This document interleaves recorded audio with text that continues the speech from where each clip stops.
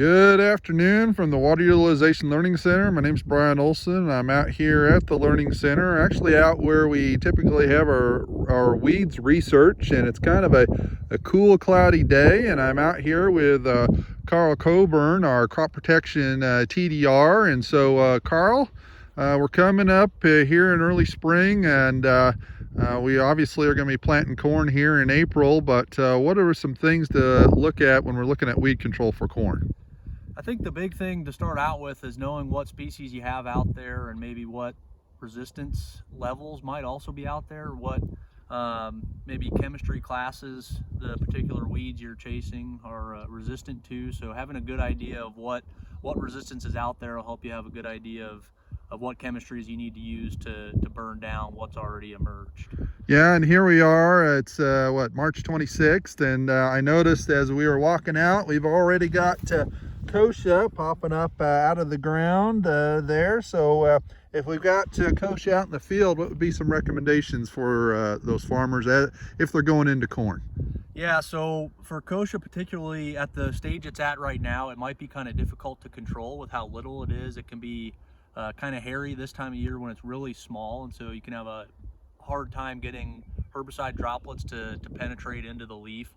So actually with kochia, something good is letting it get a little bit more foliage on it before you start going after it. At the cotyledon stage right now, it's going to be a challenge. But that being said, two good standbys would be glyphosate and dicamba. Those will do a good job of controlling the kochia that's up. Even if there is some glyphosate resistance out there, dicamba does do a good job on kochia still.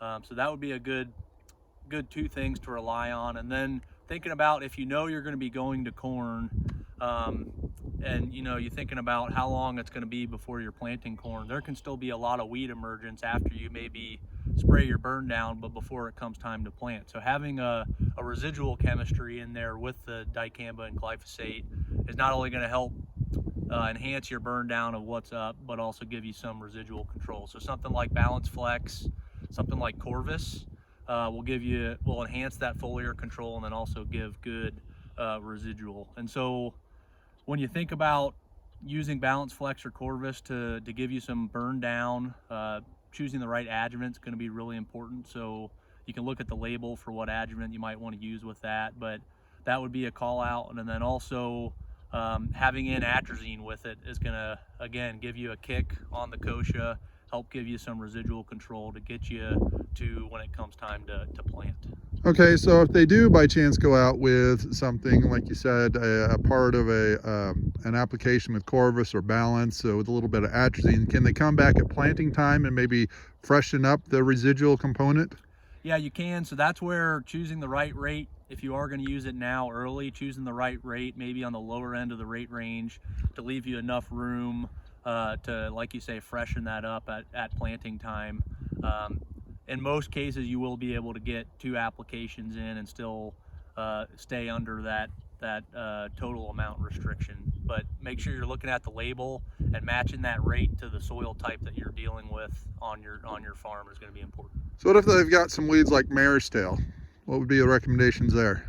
So that's another one where, again, you want to know what resistance you have out there, and mare's tail can be a tough one because once it starts to bolt, it can be really hard to control with just about anything. So that's one where getting in early is going to be important. But again, glyphosate dicamba would be a good foundation for controlling mare's tail.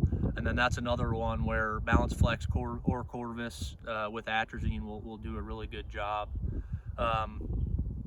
Mare's tail can be a tough one. So again, if it starts to bolt, you're going to be getting behind it. So you need to get it early. And along those lines, thinking about the environmental conditions at time of application, if you're trying to control weeds that are up, something like kochia or mare's tail, we really want temperatures to be well into the 50s during the day, and kind of a rule of thumb is not below the 40s at night.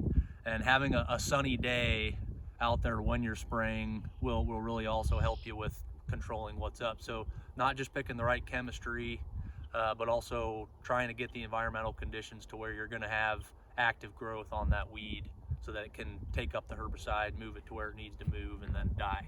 not just that day of application, but if you can get a time frame when you've got 3 or 4 days in a row, that would be fantastic, right? Right, that'd be ideal. Yeah, because otherwise it might take it in and then the plant slows down a little bit if it gets really cool, and you end up still with poor control. So any other final thoughts you'd like to help our farmers with?